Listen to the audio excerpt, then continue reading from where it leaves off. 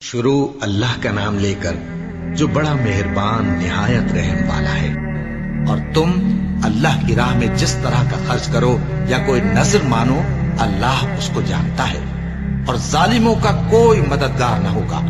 اگر تم خیرات ظاہر کر کے دو تو وہ بھی خوب ہے، اور اگر پوشیدہ دو اور دو بھی ضرورت مندوں کو تو یہ تمہارے لیے بہتر ہے، اور اس طرح کا دینا تمہارے گناہوں کو بھی دور کرے گا، اور اللہ کو تمہارے سب کاموں کی خبر ہے۔ اے نبی صلی اللہ علیہ وآلہ وسلم، تم ان لوگوں کی ہدایت کے ذمہ دار نہیں ہو، بلکہ اللہ ہی جس کو چاہتا ہے ہدایت بخشتا ہے۔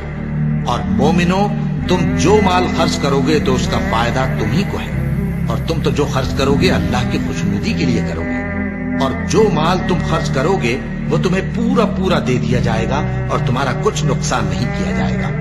اور ہاں، تم جو خرچ کرو گے تو ان حاجت مندوں کے لیے جو اللہ کی راہ میں رکے بیٹھے ہیں اور ملک میں کسی طرف جانے کی طاقت نہیں رکھتے اور مانگنے سے آر رکھتے ہیں، یہاں تک کہ نہ مانگنے کی وجہ سے ناواقف شخص ان کو تونگر خیال کرتا ہے، اور تم قیافے سے ان کو صاف پہچان لو کہ حاجت مند ہیں، اور شرم کے سبب لوگوں سے منہ پھوڑ کر اور لپٹ کر نہیں مانگ سکتے۔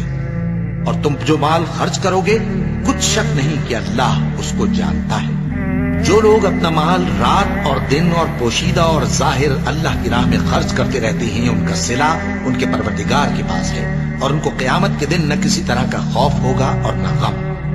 جو لوگ سود کھاتے ہیں وہ قبروں سے اس طرح حواس باختہ اٹھیں گے جیسے کسی کو جن نے لپٹ کر دیوانہ بنا دیا ہو۔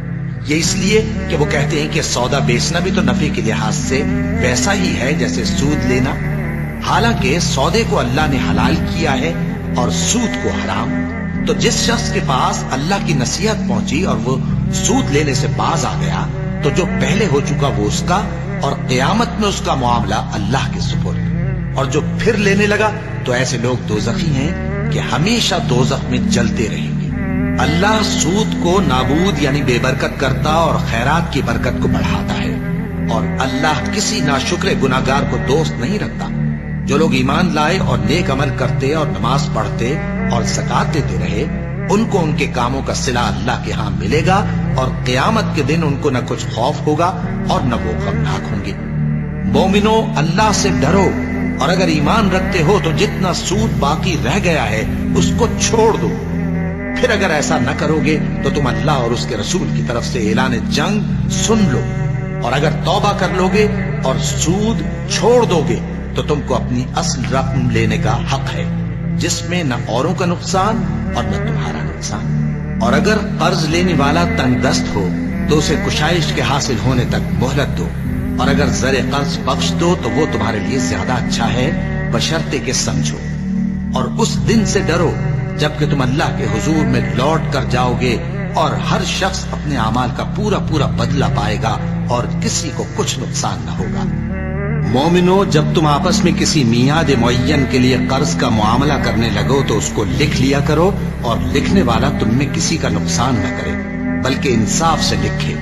نیز لکھنے والا جیسا اللہ نے اسے سکھایا ہے لکھنے سے انکار بھی نہ کرے اور دستاویز لکھ دے، اور جو شخص قرض لے وہی دستاویز کا مضمون بول کر لکھوائے، اور اللہ سے کہ اس کا مالک ہے خوف کرے، اور زر قرض میں سے کچھ کم نہ لکھوائے۔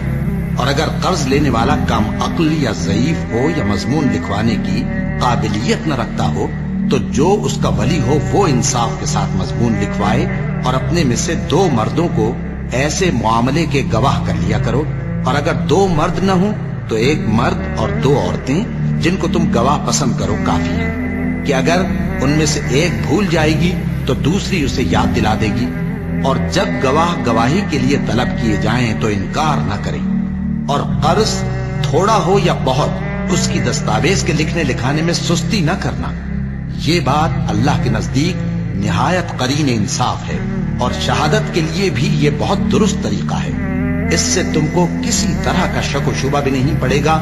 ہاں، اگر سودا دست بدست ہو جو تم آپس میں لیتے دیتے ہو تو اگر ایسے معاملے کے دستاویز نہ لکھو تو تم پر کچھ گناہ نہیں۔ اور جب خرید و فروخت کیا کرو، مثلا زمین جائیداد کی، تو بھی گواہ کر لیا کرو۔ اور کاتب دستاویز اور گواہ معاملہ کرنے والوں کا کسی طرح کا نقصان نہ کریں۔ اگر تم لوگ ایسا کرو تو یہ تمہارے لیے گناہ کی بات ہے، اور اللہ سے ڈرو اور دیکھو کہ وہ تم کو کیسی مفید باتیں سکھاتا ہے، اور اللہ ہر چیز سے واقف ہے۔ اور اگر تم سفر پر ہو اور دستاویز لکھنے والا نہ مل سکے تو کوئی چیز رہن با قبضہ رکھ کر قرض لے لو، اور اگر تم میں سے کوئی دوسرے کو امین سمجھے یعنی رہن کے بغیر قرض دے دے تو امانت دار کو چاہیے کہ صاحب امانت کی امانت ادا کر دے، اور اللہ سے جو اس کا پروردگار ہے ڈرے، اور دیکھنا شہادت کو مت چھپانا، جو اس کو چھپائے گا وہ دل کا گناہگار ہوگا، اور اللہ تمہارے سب کاموں سے واقف ہے۔ جو کچھ آسمانوں میں اور جو کچھ زمین میں ہے سب اللہ ہی کا ہے۔ تم اپنے دلوں کی بات کو ظاہر کرو گے تو اور چھپاؤ گے تو اللہ تم سے اس کا حساب لے گا، پھر وہ جسے چاہے مغفرت کرے اور جسے چاہے عذاب دے، اور اللہ ہر چیز پر قادر ہے۔ رسول اللہ صلی اللہ علیہ وآلہ وسلم اس کتاب پر جو ان کے پروردگار کی طرف سے ان پر نازل ہوئی ایمان رکھتے ہیں، اور مومن بھی سب اللہ پر اور اس کے فرشتوں پر اور اس کی کتابوں پر اور اس کے پیغمبروں پر ایمان رکھتے ہیں، اور کہتے ہیں کہ ہم اس کے پیغمبروں سے کسی میں کچھ فرق نہیں کرتے، اور وہ اللہ سے عرض کرتے ہیں کہ ہم نے تیرا حکم سنا اور قبول کیا۔ اے پروردگار، ہم تیری بخشش مانگتے ہیں اور تیری ہی طرف لوٹ کر جانا ہے۔ اللہ کسی شخص کو اس کی طاقت سے زیادہ کا ذمہ دار نہیں بناتا۔ اچھے کام کرے گا تو اس کو ان کا فائدہ ملے گا، برے کرے گا تو اسے ان کا نقصان پہنچے گا۔ اے پروردگار، اگر ہم سے بھول یا چوک ہو گئی ہو تو ہم سے مواخذہ نہ کیجو۔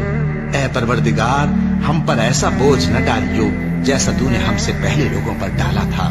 اے پروردگار، جتنا بوجھ اٹھانے کی ہم میں طاقت نہیں اتنا بوجھ ہم پر نہ رکھیو، اور اے پروردگار، ہمارے گناہوں سے درگزر کر اور ہمیں بخش دے اور ہم پر رحم فرما۔ تو ہی ہمارا مددگار ہے، سو ہم کو کافروں پر غالب کر۔